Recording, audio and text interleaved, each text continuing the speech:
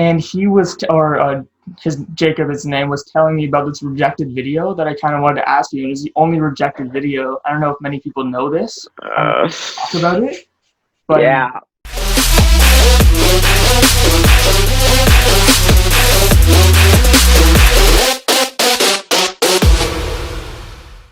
Hello, guys, and welcome to the 13th episode of the Underrated Podcast, the podcast where we talk to you guys about sports and rant about a bunch of stuff that we think should be ranted about today. We have a special guest. He's worked with TSN for 6 years at Audience Relations, and he's a digital content producer for 6 years, and he's most notable being on BarDown. Daniel, or Z, as most of you will know him as. How are you doing? Thanks for coming on. I'm great, thank you. Wow, you've done your research on me there. I haven't done audience relations in a little while, but I forgot that's in there. I did do audience relations for a while, but I've been there for 6 years. I'm doing all right. You know, just staying home and making stuff from home, but otherwise healthy and well. So I can't complain. I hope you guys are doing well too. Thank you so much for coming on. Obviously, it's a huge honor. We're both huge fans of BarDown. I'm sure everybody else watching is huge fans. If not, they make videos about hockey. They recently got into basketball a little bit, and they've been just doing stuff entertaining, such as putting 100 rolls of hockey tape on a stick, which actually you were a part of, and you were the one actually getting the stick taped with 100 rolls. Yes, yeah. It really showed me why not to ask Corwin to tape your stick before a game. I learned that lesson loud and clear now. I won't be doing that anymore. And so just before we start getting into that BarDown stuff, we just want to get into how you started with TSN. So how did you first get into TSN? So originally I went to Ryerson for radio and television arts. In the fourth year of that program, you're required to do an internship. The internship that I applied for was a show called Off the Record with Michael Landsberg. It's no longer on, but Michael's still around at the station. I did 4 months of that, and then at the end, someone who was a producer on the show was working with a guy named Dave Crixt, was a former producer on Off the Record, but he had gone off to start a website called BarDown. He was looking for interns, set me up with a meeting. Dave just kind of, I guess, liked my vibe, gave me a shot, and I was, as far as I know, he says there was an intern before me, but I never met this person. As far as I know, I was the first intern that he had at BarDown. And I was just writing articles and slowly rolled into what it is now. It was, it was an interesting kind of evolution to where it is now. But I first, started through a couple of internships at TSN. And was TSN always a dream of yours to work at, or did you have other plans? Absolutely. I get that there's probably a lot of people that'd be like, he's just saying that because he works there now. But no, genuinely, when I was a kid, the only sports station that I really watched was TSN. And I don't know, I like the personalities the most there. I watched a bit of the Score too, because I was a huge fan of Cabby, but I was a huge Jay and Dan guy. I know there's just so many people that grew up on TSN because of, those three people alone. But even outside of that, just the Duthys of the world and the Dutchies, there's just something that drew me to them and their personalities and the way they took things. I just felt like it matched a lot closer to how I looked at sports, which was, it's entertainment. Yeah, there are serious aspects of it, and there are some cool angles that are a little more serious, but for the most part, it's entertainment. It's meant there for fun, and TSN has just, in my mind, done the best job of kind of showcasing that, while at the same time, they've just output such creative work that, they're Canada's sports leader for a reason, and as far as I was concerned, if there was anywhere I wanted to work, it was TSN. That's amazing. The journey that you went through, just, follow your dreams. And now that you know the Jay and Dan, was that special for you to see them, to know them now? Yeah, man, it's a bit of a trip. It's crazy because, as I said, I used to just listen to their podcasts and stuff. And the next kind of couple of years later, randomly, I'd run in the washroom and Jay's just there washing his hands. And then suddenly we're talking about music and whatever, and Cabby, his desk was directly next to mine. So, and also he works with Dave Crixt, who's my boss now. Dave Crixt was his producer throughout all the Cabby years. So Cabby was really close with us from the very, very beginning. I got to go on Cabby shoots pretty early on into my time at TSN. So we got to know Cabby really well, and I can't speak higher enough of both Cabby and Jay and Dan and all those guys. But Cabby in particular is, he just, every single person on the BarDown team, he has kind of helped take them under his wing, been super nice, and again, just getting to kind of chat music with these guys and shoot the stuff about sports has been a bit of a trip for real. Yeah, it's been weird. Then now kind of moving into what you're known for now, it's doing the BarDown videos. So maybe what people have been wondering or haven't maybe looked up on the internet is how BarDown was created. Like, was it an idea that somebody just came up with? So Dave Crix, again, my boss, my man DK, as he goes by, he originally started the website out, and the idea was that TSN had its own kind of one way of looking at things. And yeah, we were playful with certain things, but we couldn't take it to the next level of kind of this new kind of internet era, this digital era of, again, content creators who are individuals. So he originally started the website not thinking we were going to do a bunch of YouTube and offspring out into that stuff, but he had that idea in mind of eventually that these people who work for this website could potentially become personalities. It's the younger arm of TSN is kind of how we always envisioned it. So started out just as a blog, and all we did was write hockey articles, and he produced a couple pieces that involved Cabby, as well as he produced something with Marco Belkier from Goon. He did a couple pieces that were creative content too in video form, but primarily it was just blogging for the least the first couple of years of it, and eventually he would slowly be like, okay, well, now that we're at this level, let's try this. Okay, now that we're doing this, let's try this. And eventually we got to the point where we're consistently making content for TSN social media feeds. Suddenly we were appearing in the content that we were producing. And then out of nowhere, this content became a little more long form. It's on YouTube. And then out of nowhere, you have these quizzes and these vlogs. Yeah, now you guys have videos like, can you count from 1 to 99 using NHL jerseys? Or using 100 pucks or 1,000 pucks in warm up, not 100. Can you name 50 NHL teams? It's all the kind of stuff that you're going towards. And actually one of our buddies, he had Corwin come down to our high school to do like nice. a for career day. I don't know if you heard about that. I did. I remember. I think he's got a couple things like that. But I remember he did a career day maybe a couple months ago. So maybe it was that one. And he was, Jacob, his name, was telling me about this rejected video that I kind of wanted to ask you. It is the only rejected video. I don't know if many people know this. Talk about it. But yeah, he told me to ask you about it. Definitely. Okay, so funny enough, like I was doing another podcast earlier in the week, and this kind of came up as well. So this feels like it's going to be information that's out there now because of this week. Dave is really good with giving us as much creative freedom as we kind of want. We've made a lot of weird stuff that he's been like, I don't get this, but I'm going to assume that you guys know what you're doing. Okay, and post it. Like, because Corwin and I, we write and we voice all those Thumb League videos. And we've had some ones where, like I think we had a Pangu one where he legitimately thought we were joking. He's like, oh, you're just messing with me. This is not a real video, right? Like, you're messing with me trying to see if I'm going to accept this. And it was a real video, and he allowed us to put it out. So we came up with the one idea where he finally was like, no, like we shouldn't do this. And we'd already filmed it. So I don't know if you remember, I want to say it was the points leaders quiz. Might have been, I forget which one exactly. Yeah. The buttery names, I think someone said Sandis Ozelinch. And we had this whole thing where it was like buttery names. Yeah, so the idea behind that was an entire video of just buttery hockey names.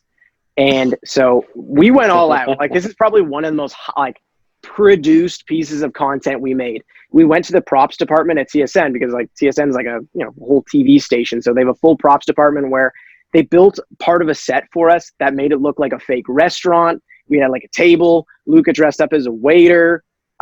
We went out and we had a special design of these menus that had a bunch of buttery hockey names. I wish I was at my desk. Right? I had the thing. I have the menus still. And we had a bunch of names on there, like David Abisher, and I think Oz Lynch was still on there, and Radek Bonk, and a bunch of other stuff. I think Richard Matvichuk was another one. So it was just going through a bunch of guys that have buttering. Exactly. But the weird part of it, because you must be like, oh, okay, that sounds kind of normal, is it was we I don't know if you remember, there was like these Vine compilations back in the day where they had these weird names, like I think one of them was Vines that butter my croissant.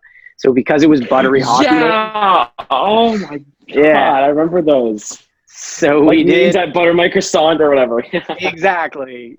So building off of that, we did hockey names that butter my croissant. That was going to be the name of the thing. Oh, no. So every single time that someone said a buttery hockey name, we'd do a bunch of cut angles. We'd be like, ooh, that's buttery. And like they'd add more butter to the croissant. And as it went along, it would just get more ridiculous, like how much butter they put. Like one point, people were like smashing the butter into the dish. Someone rips open one of the croissants and then like they had butter on their face and they used it on the... It was weird. It was a weird look. And it was like I do, the quiz edits, and if you watch them, there's some, weird memes that you're like, what the hell was that? I guess I would say nothing got even remotely close to how weird the memes were in that one. Like, it was just like a mishmash of the most random stuff, and it was just kind of weird. I still think it's funny, but it was just too far out into the realm of being absurd that our boss was like, in 5 years, like, I know you guys like this stuff right now, and I know that right now you're not thinking about where you'll be maybe in 5 years, but like, let's just say you're doing television or whatever it is, and you're still doing these things, but you're a little bit more grown up. Do you want that on the internet? And we were like, yeah, man, I don't care. Like, butter my croissant. And then we kind of slept on it because his boss was like, no, like, because he bumped it up a level, and his boss was like, don't put these guys, look, I don't know if it's a direct quote, but he was like, one of the people in our video, he's like, you look like you were on something. That's how nuts you look in the video.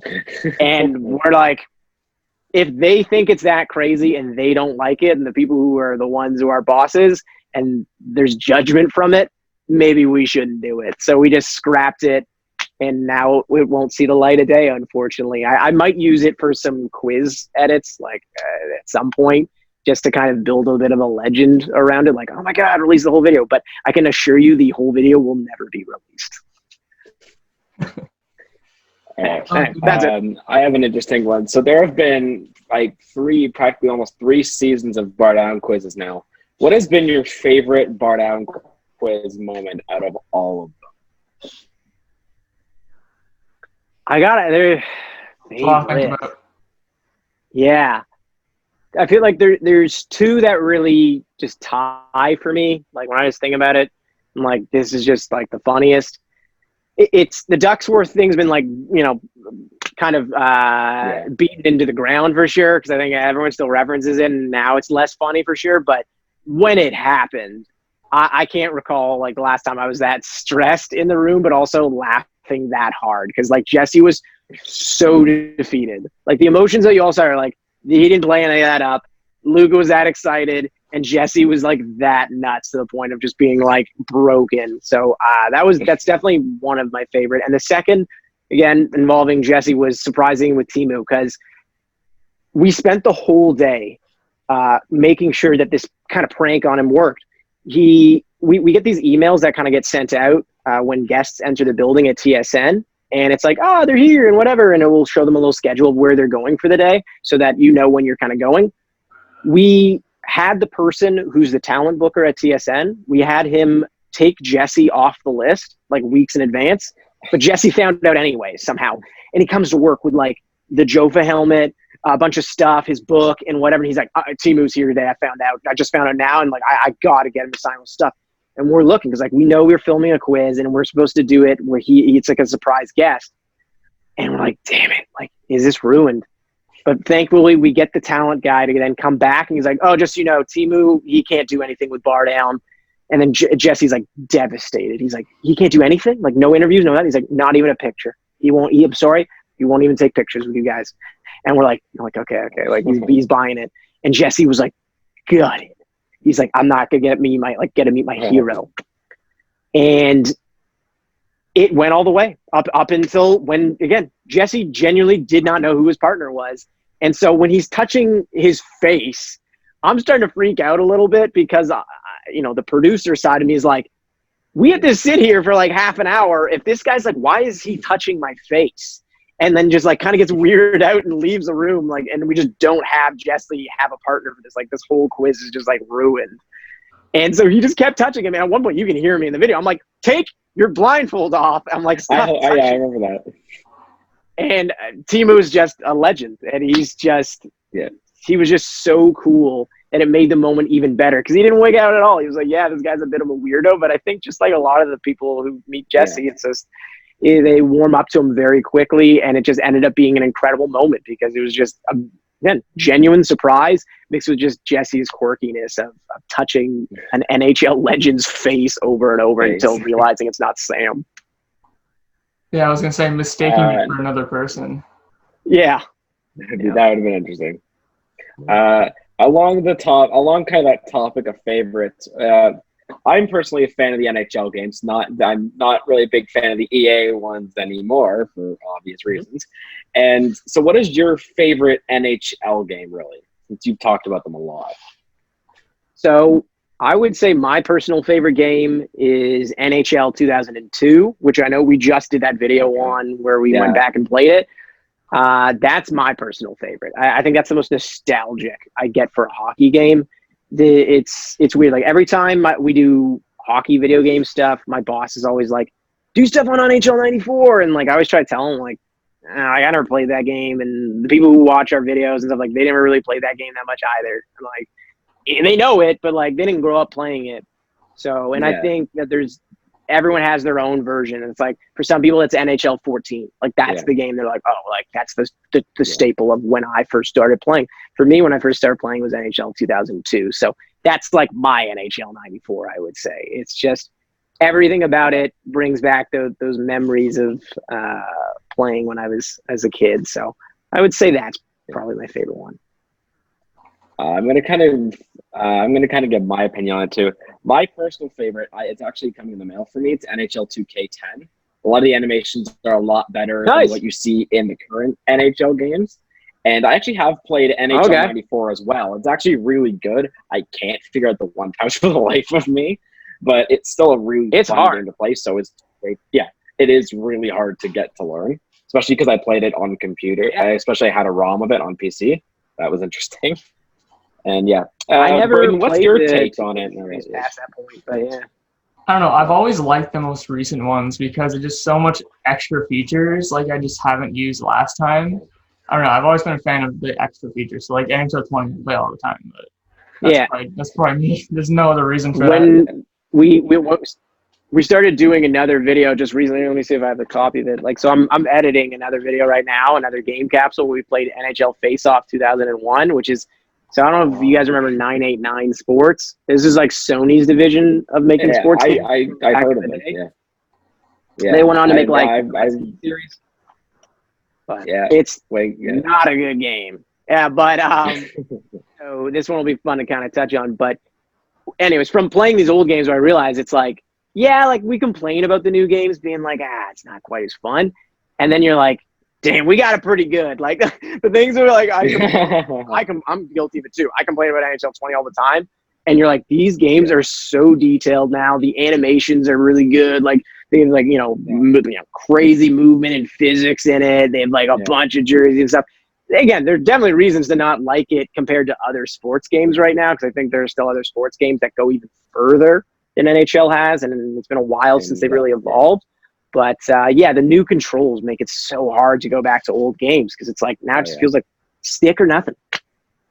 And there's like you guys also hinted why people don't like it in the thumbnail that you mentioned where you guys made 36 minutes worth of 1 minute clips of just like a bunch of random stuff about NHL teams where you guys said that maybe it is the big head mode or the hits that would send you flying or the concession stand prices just make the joke on Phil Kessel because of it, like the hot dog thing. I remember. I think I remember it was NHL 12. I think it may have been NHL 12 since that was the first game, like NHL game I ever bought. It was one of those games where at some point, if you hit someone right against the boards, the glass would shatter. I've never been able to get it, but a friend of mine got shattered it glass. once. That was sweet. Yeah, I think they had. I Like, remember that, and then like I never got it again. Yeah, where you shattered the glass. I remember that. You could get a meter for shattered glass frequency, and then because you used it a couple games, but it was way too high. It was like every 7th play, someone would take a clapper and it would take out the glass, and you'd be like, all right, this happens like maybe once ever. And it doesn't break that way. But yeah, no, it was funny. They took that out. I feel like it's NHL '99 had a lot of that. And it was kind of odd too. Just speaking of broken glass, like I think it was Dion Phaneuf that broke 2 in a game with slap shots from. Dion Phaneuf broke 2 in a game against the Wild. I remember that. Another double Dion moment. Yeah. And more going into. All right, so I'm gonna. Yeah, go ahead. No, you can continue on if you were telling a story. No, I was going to say the question that you were going to say. I was going to ask who plans the quizzes. Like. Oh yeah. All right. So who does really plan the quizzes? Is it just you, or is there like a whole team behind planning the quizzes? So I write the questions. I pick the topics. I voice them and I edit them. So that's what I bring to the table, and then all the guys got to do is just bring their energy and bring their personalities from that point. Other than that, there's no hints for them or anything like that. It's just they go right in there. I wish I could have a bit of a brain trust. The closest thing I have to like a bit of a brain trust when I write it, just to like test it out, is we sit right next to the people from TSN.ca, and there's a couple people there who are like the editors of the website, and like they're very knowledgeable hockey guys. Like, they're a little bit older than us, but one guy, Darren York, and there's another guy named Kelvin Chow. They're 2 of the editors at TSN.ca. I get them to take the test, and I look where they do well and where they struggle, because to me that's a barometer if I've made it too hard. Because the whole point is I'm trying to scale it. And on top of that, it needs to be fun to actually watch for someone at home. Like, the questions can't be too hard. If they're too hard, it's just not as fun to watch. So, but no, that's me who writes them. Yeah, you're kind of like the behind the scenes guy, and trying not to make the questions hard for at least everybody other than Sam, because apparently you can't get anything right. Yeah, I can't foolproof it for Sam. Other than it would be too easy then. So that pretty much wraps it up. We thank you so much for coming on, and we hope to see you or more of you in the future. Maybe we have 1 or 2 of you guys on now. We bring on maybe Corwin or maybe Jesse, because nobody really knows who it is. And if the viewers or listeners don't know who Z is, make sure you go watch BarDown. I think it's on the TSN account. They do a bunch of cool stuff, and I think they have a recent video coming out. Did you guys just record one? I feel We just before this we finished recording one where you did a Wayne Gretzky challenge in NHL 20. I won't reveal too much about it, but Corwin will be releasing that next week, and I'm releasing a video potentially tomorrow on NHL Faceoff 2001, and we're recording a quiz as well. So we got a couple things in the wings waiting to go. So make sure you guys tune into that. Make sure to follow us on Instagram at _underrated podcast. Thank you guys so much for watching, and thank you for joining us today. It was a pleasure to meet you and be a part of, kind of like the behind the scenes of BarDown now. That was awesome. Thank you for having me, guys. I appreciate it. Again, if I could say anything, I know we take the bonus round as the moment to really thank people, and I hope people know just how genuine that is to us. Like, we really mean it when it comes to we don't get to make any of this stuff without the people who watch it and support it and have been enjoying it. And as much as, people say, hey, love the quizzes, thank you for this. It's genuinely, I feel indebted to everyone who watches it, because it's very special to see how people have taken to the quizzes and taken to the whole team of guys. And we genuinely appreciate it. So thank you so much for having me on here. And thank you again for all the support you guys have given us. Yeah, and we'll have multiple people on next time. So thank you so much, and thank you guys for watching. Yeah. See you guys in the next episode.